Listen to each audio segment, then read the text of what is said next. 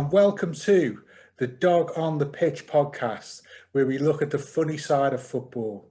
I'm Guy Fagan, and in each show, I'm joined by a special guest, and we talk about their footballing experiences, anecdotes, and escapades.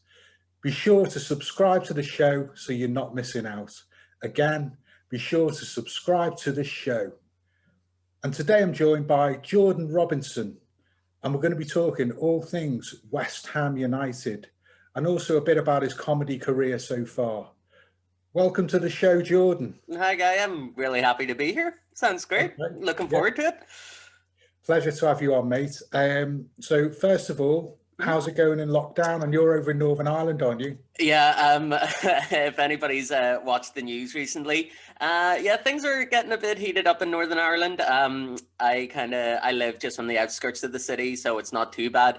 But in terms of lockdown, I've had like a bit of a crazy lockdown since it started. I've gone in and had major heart surgery. During like right in the middle of the pandemic when the lockdown was just around August time, and I spent the guts of about a month and a half in hospital.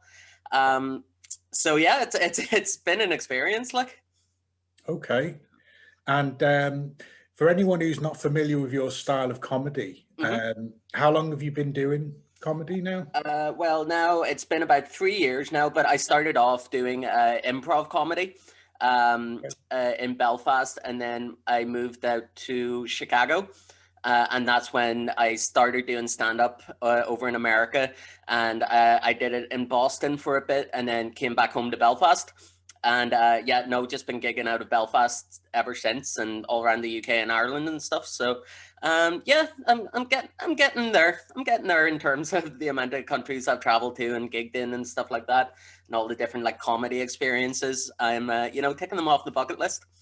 Wow. Okay. So I guess you've got different perspectives, sort of being over in the States and gigging out there. What are the audiences out there compared to like in Northern Ireland? Well, it was weird for me because it kind of seemed like the people were enjoying the shows for the simple gimmick of I had an accent going into it, and they seemed to like, just eat up anything that I was saying. And it wasn't like, big gigs just because I was starting out. So it was all like kind of like bringers and open mics and stuff like that.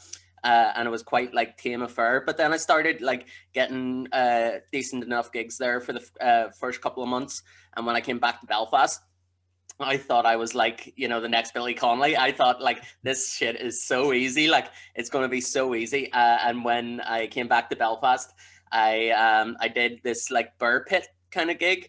And I didn't even last 3 minutes. Like, it was a rude awakening, but I'm glad I like when I came back to Belfast, I kept it up because it's just been, the most fun since doing that.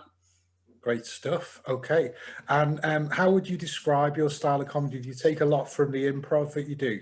Well, I would like to say yes, but probably like crowd work and stuff like that, it's probably something that I don't do enough of when I'm up on stage. And it started like most comedians, not really knowing what way they wanted to go, just trying things out on stage, watching other comedians, trying to incorporate what you like about their set into yours.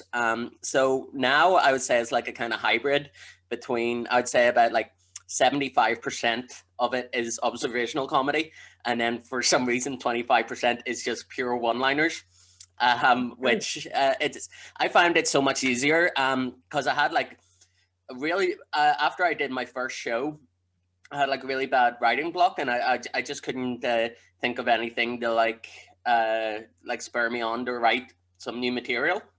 But I found it really easy just to come up with like kind of quick one-liners. So that's how it kind of like made its way into the set. And yeah, it just seems to be a formula that works for me. Like, so I kind of like keeping it up, if you know what I mean.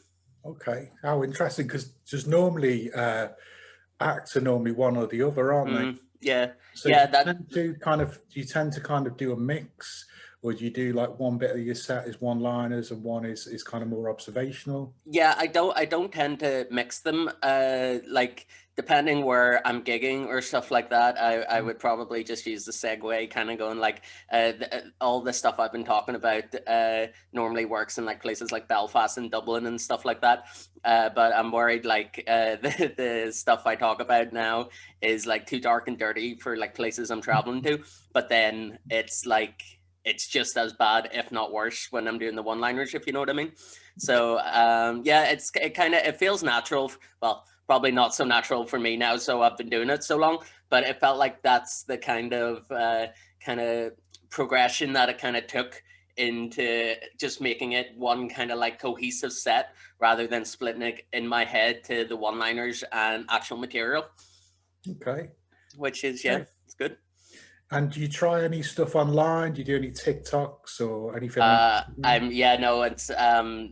It's not for me. I know loads of people who are doing great stuff on TikTok and stuff like that, but it's just one of those things where it doesn't really appeal to me at all. I did a couple of Zoom gigs at the start of lockdown. I'm pretty sure, like most comedians, to try and get the kind of like fix of being on stage. But I don't know if anyone agrees with this, but I just don't think it's the same. The automatic kind of like response from the audience it's just something you can't kind of like synthetically make. It's just this carnal thing of making people laugh in your face. It's really good. But yeah, no, apart from that, I just keep myself to doing podcasts and stuff like that, and that's about it. Okay, let's get down to business. So you are a West Ham fan. I am, yeah, one of the few ones in Belfast. Okay, and of course, being from Northern Ireland, and not from the East End or Essex or wherever anywhere like that, yeah, West Ham fans generally come from. How did it all start for you? Well, growing up, my dad was a massive Manchester United fan. Like season tickets. He in our living room there was a framed shirt signed by Eric Cantona, massive United fan. And one year back in, I think it was 1999, my dad took us to Old Trafford and we were watching West Ham against Manchester United. And this is the game where Di Canio scored that bicycle kick, or well, more like the volley kind of, the one he's famous for. It was that game. But I remember my dad we were going shopping beforehand, and I can't remember what toy shop it was, but we went in and he didn't let me get a toy that I really wanted, and I had a bit of a kind of temper tantrum, and I think I was like, okay, I'm going to hit him where it hurts here. I'm going to start supporting West Ham, and it started like that. But then I was like, actually, I'm going to support West Ham now. So I started supporting West Ham out of spite of my father, and it's just gone from I would like to say strength to strength, but yeah. So has there ever been any times when you've regretted that decision? Maybe you've gone with Man United? There's probably a couple of times, like the from 2000 to 2021, but like no, not really. I don't know if it's just because I've had this experience of supporting a team that doesn't necessarily like isn't bathed in glory or anything like that, the way like United or Liverpool or any like team like that would be. So that's I kind of have like an appreciation for people who don't support the main clubs, if you know what I mean. Sure. Like, because if I meet somebody who supports Norwich City, I'm probably going to get on with them more than I am going to get on with someone who's supports United or Chelsea or Liverpool or anything like that. You like the underdog. I think that must be it. It's been drummed into my psyche from supporting West Ham for so long. Okay, well, being a Tranmere Rovers fan, I'm definitely with you there. Okay. Yeah. So what's been your biggest high supporting West Ham? Full credit to my dad here, but in what was it, 2006, my dad was able to get me and him tickets to the FA Cup final against Liverpool. Okay. That that was actually one of the highlights of my life. Never mind, like supporting West Ham. And I think it is definitely the lowest point I've ever got as a West Ham fan as well. Yeah, but I think that it didn't do me any favors, because that was me, because obviously with Liverpool finishing, winning the FA Cup and then finishing in the top four, they, or yeah, top five, I think it was. So they automatically got European football. So as the runners up of the FA Cup, we got European, we were in the Europa League the following season. And then that was me having the assumption that, you know, West Ham are, you know, a European quality team that should be playing against these teams. And I think that tainted my my view on West Ham for a bit, going like, oh, these guys are undoubtedly shit now, just because you're not competing in Europe, you're not getting far in any form of the cups, like the FA Cup or the Carling Cup or whatever it is now. So yeah, definitely. So my greatest and my worst memory of West Ham came on the same day. Okay, bittersweet moment there. Very much so, yeah. Okay. And has there been any sort of real lows supporting West Ham? I'm sure there's been a lot, but yeah, there has been. Obviously, as I was saying, like with the FA Cup loss, like to get there was such a big thing, and then to lose it in penalties like that, it was. I never really experienced loss in my life up until then. But obviously, I'm going to say, like, you know, the relegation and stuff like that. Kind of blank that out of my memory, and losing the Tottenham game, and it was when Carlos Tevez scored his first couple of goals for West Ham, a couple of great free kicks. Yeah, that was a bitter pill to swallow, especially because I have so many mates who are Spurs fans, and obviously being, like, you know, a London club, it was a bit difficult to take. Also, I would probably say, not necessarily, it was sad, but I wouldn't necessarily say like a low point was, you know, leaving the Bowling Ground and heading to the London Stadium.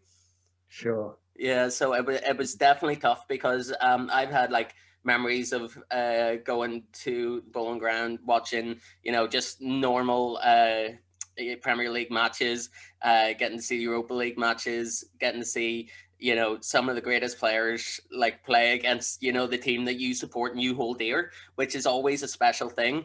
And when there isn't, when you move to, well, like for example, when we moved to the London Stadium, that there was severe teething problems for me as a fan, simply to go like, you went to a place with so much history, and not necessarily like winning cups and stuff like that, but games that were entertaining, players that were entertaining, you know, managers who you know, were kind of like Marmite, you either loved them or you hated them, and to go to this kind of like, it was almost like a sterile environment because of the whole London Stadium being used in the Olympics. It wasn't like, it kind of felt like a bit hollow inside.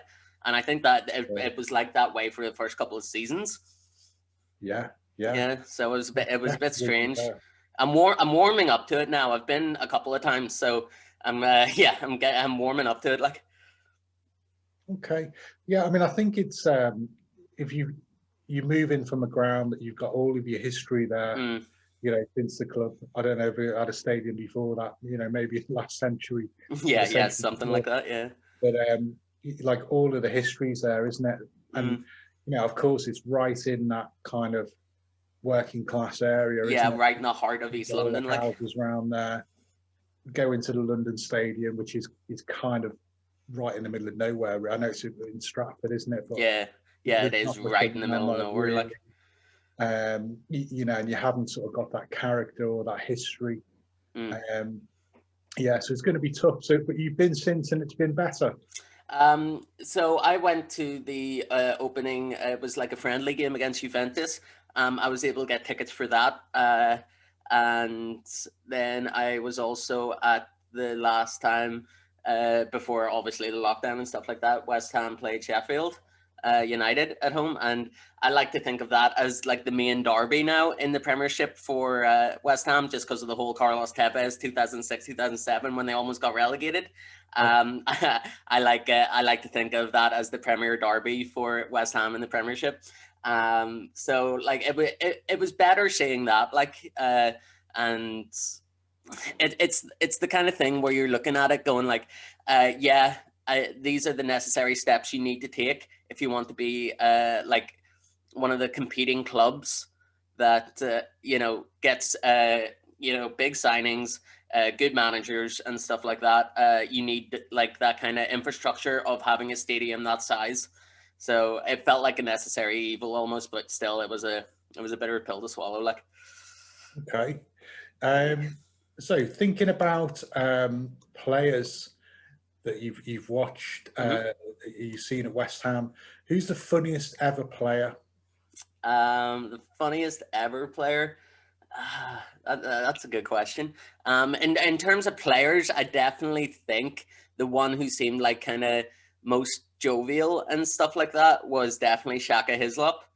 Okay. Yeah, the Trinidad and Tobago goalie. He was there at West Ham for a good couple of seasons.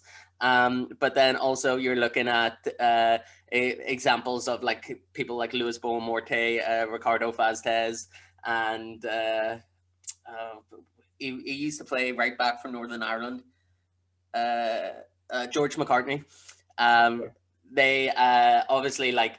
I would have a bit of a soft spot for all the Northern Irish players in the West Ham squads. Like when I was younger, watching them, people like Roy Carroll, of Wigan, Derby, United, and George McCartney. Like, so I don't know. I'm probably going to give I'd give it to George McCartney, just because I've met him a couple of times and he is a very funny guy. Like, so what sort of things does he do? Is it just kind of one-liners or?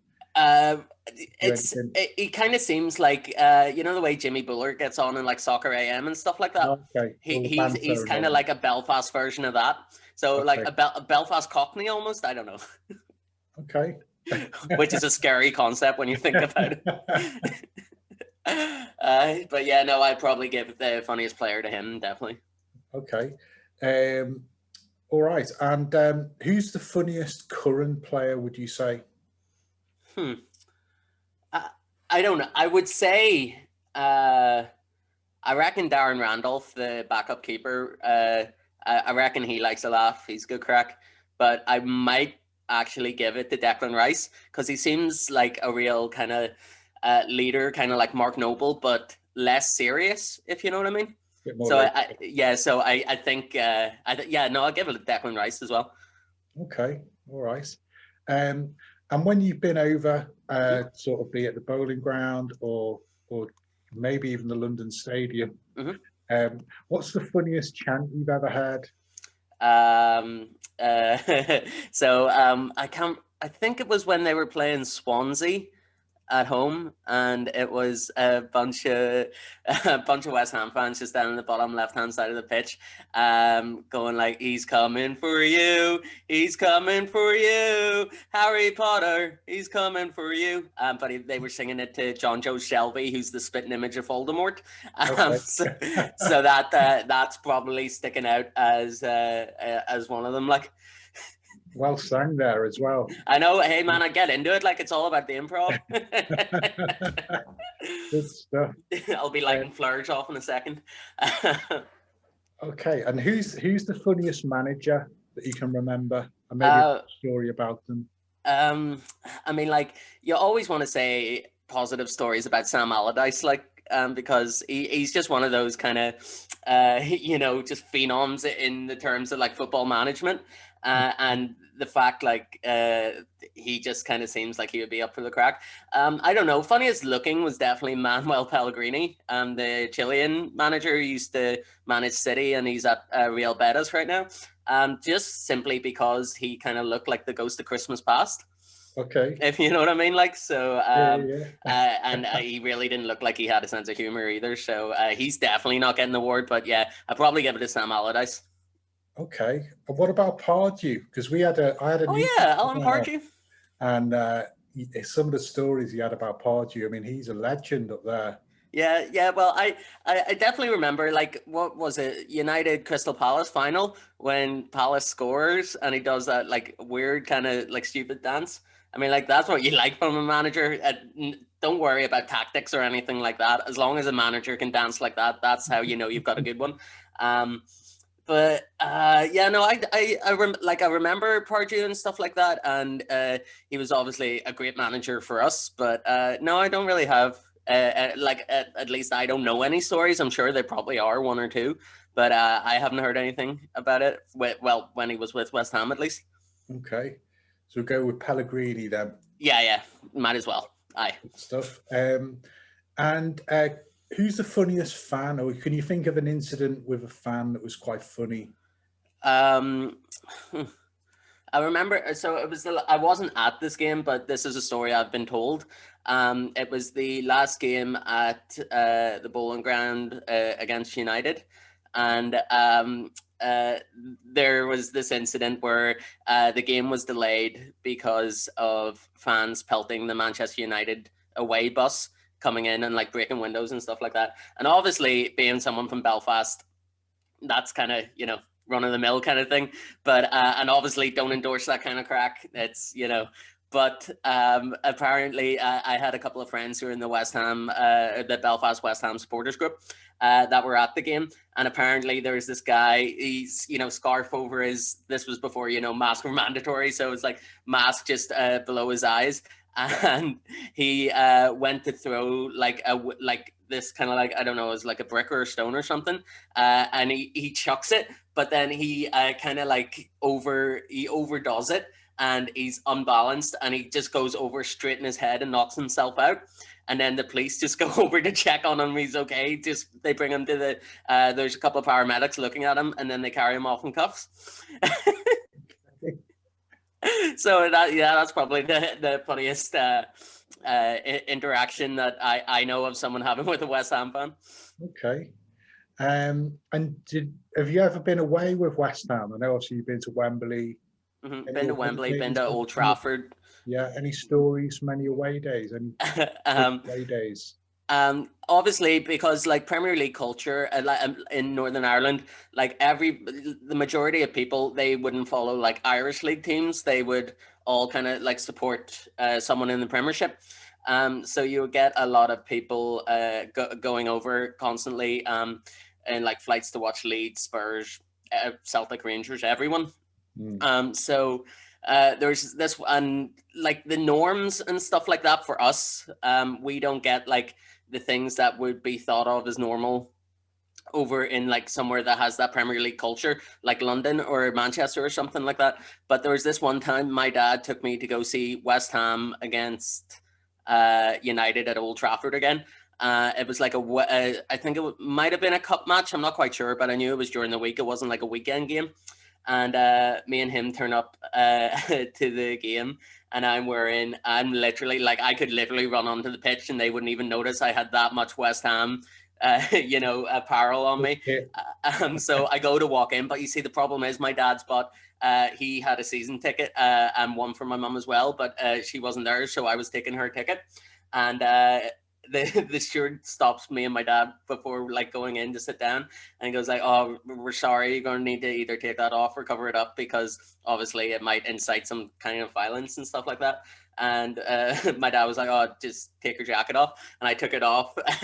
West Ham shirt, had to take that off. West Ham t-shirt, and I've got a West Ham tattoo as well. So it was very difficult to kind of cover those up as well. So that's probably my funniest away day story, just almost causing a fucking riot just before going into Old Trafford. Like, we actually had I had Louis Green on, another West Ham fan comedian.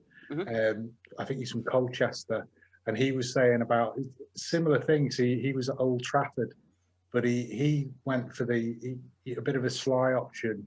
He wore a Bobby Moore number 6 England shirt. That's how you get around it.